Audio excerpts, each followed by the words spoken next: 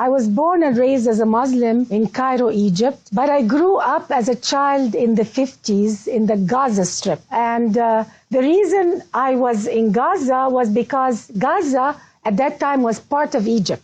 I attended Gaza elementary schools where we learned hatred, vengeance, retaliation. Peace was never an option. The concept of peace was something foreign. Actually, the word peace was never even mentioned in the services of any mosque. We recited poetry every day in the school, wishing upon ourselves to die as martyrs. You know, I used to see girls reciting this poetry while they're crying. They would wish upon themselves to die as a martyr. See, our value system was about victimhood, thinking of ourselves as victims, or to be a martyr, to go kill everybody and die as a martyr, either a victim or a martyr. There is nothing in between. Women don't go to mosques, but we used to hear the service of the mosque either on radio or on TV. And I remember every Friday prayer, the sheikh would be at the end of the sermon, he would curse, may God destroy the Jews and the infidel and even the Christians and non-Muslims. And he would call non-Muslims the enemies of Allah. If you grow up with cursing as a form of prayer, it can feel and sound normal. Hatred can be normal because who am I to judge? I never noticed that this is not holy. So this is how I grew up. 22 Arab countries did everything they could to make life impossible for Israel to exist. The Arab League forbade absorbing the so-called Arab Palestinians, rejected to give them citizenship in any Arab country. So you could see a Palestinian born in Cairo, for instance, and never get the citizenship and die in Cairo.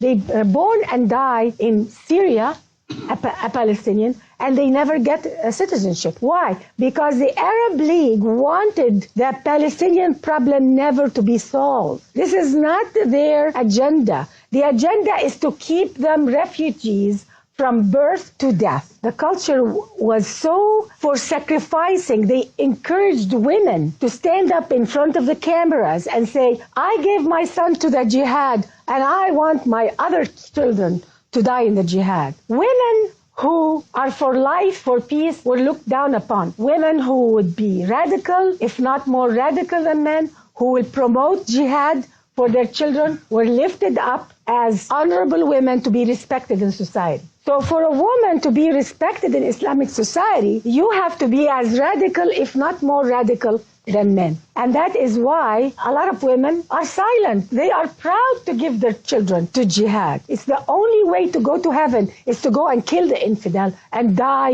in the process. The Arabs of Israel were pushed constantly, they are rejected from being absorbed and constantly pushed against the borders with Israel in order to keep the problem alive. The Arab world doesn't have a shortage of land. If you look at the Arab world from the Atlantic Ocean, Morocco, all the way to Persia, from Turkey all the way to Sudan. At that time, when I was a child, the Sinai was practically empty desert. Nobody lived in the Sinai. Like today, there is Sharm el-Sheikh, you know, all the nice beaches. This was a military zone. And there is absolutely no need, no pressing need for Arabs to be so dwelled on wanting to throw the Jews in the sea. You know, this international conflict called the Arab-Israeli conflict really is a fabrication.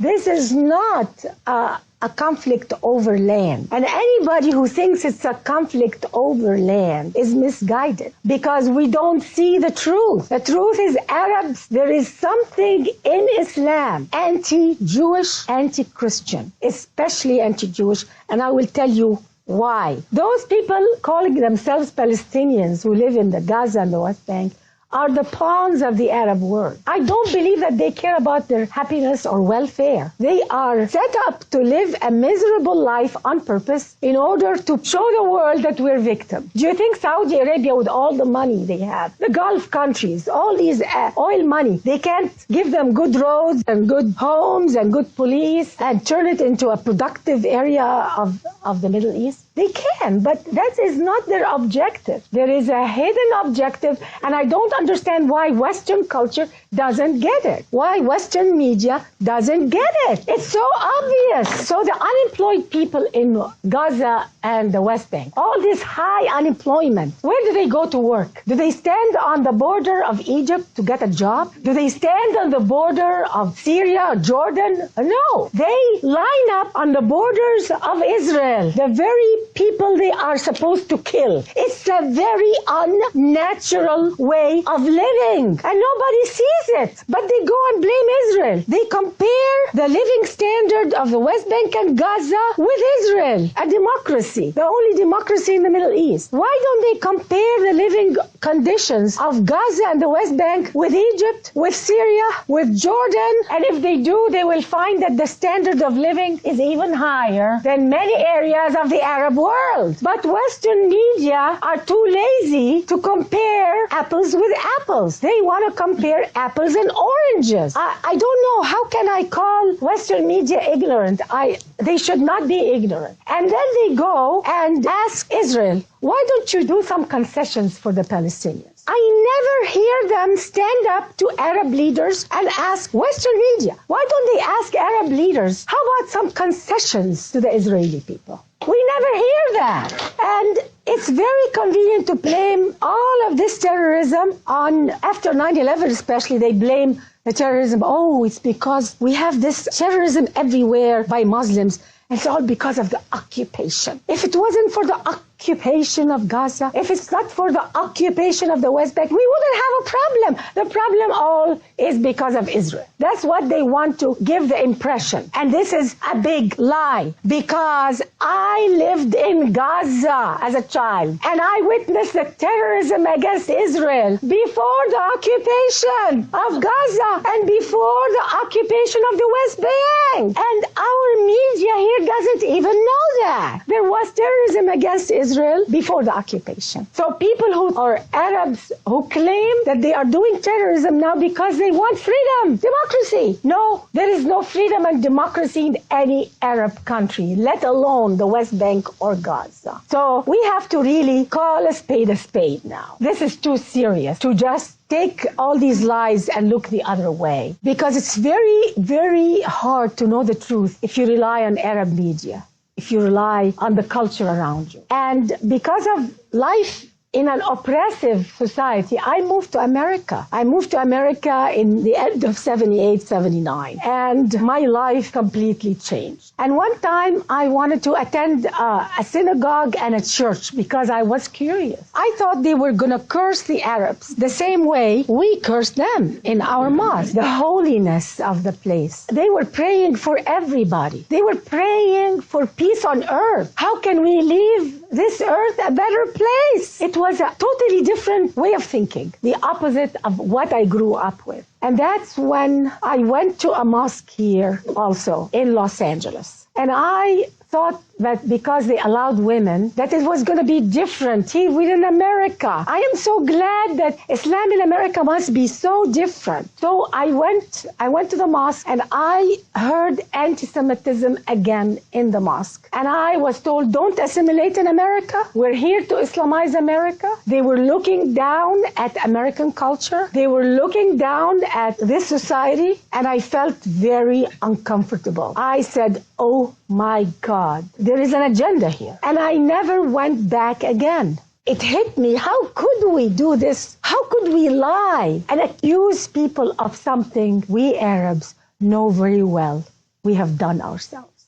How could this happen? What kind of value system allows a person or allows a culture or a religion to lie and accuse their enemies of something that they know they've done themselves? They know that Osama bin Laden did that. They know that he was financed with Arab money, with oil money until today. How could they accuse the Jewish people of that? Look at the map of the Middle East. You can hardly see Israel. It's impossible to convince any person who has an IQ of a child that this problem is over the land called Israel. It's time for the West to understand this, because it's not just not good for Israel, it's not good for the Arab world. They are collapsing. A lot of people think that the Arab world is so strong and so powerful. It's rotting from the core, but they don't know. The religious leaders are telling them to continue the hate instead of telling them to repent and find the true God, the love and the friendship. In the eyes of many Muslims, in the eyes of Islam itself, Jews and non-Muslims, they call them the kafir, the infidels. They don't deserve the truth, they don't deserve justice, and they don't deserve mercy. How can this happen? And we accept it, and we don't say no. The Arab world will never have freedom and democracy when the hatred is number one, when the jihad is number one, when killing your enemy is number one, when you're fixated on lies and slander. You will never have peace and democracy. Nobody asks this question. Why all this lies and slander against the Jewish people, against America? They call America the great Satan and Israel the little Satan. Why? Do you know that on Syrian TV, on Arabic TV, on Egyptian TV, the constant day and night lies about the Jewish people is unbelievable. There was a show that was saying, and in it was not just religious leaders, some of them were scientists, Arab scientists, saying that, oh, do you know why Israel went to Haiti to help with the earthquake? You know why? Because Israel really wanted to harvest the organs of the Haitian people. These are the intelligentsia of the Arab world. When the intellectuals of the Arab world say that, what do you expect from the man on the street? And you wonder why they hate? Because day in and day out they are told this. I was told horrific things about the Jewish people. It took me years to extract it out of my mind, my heart, and my consciousness.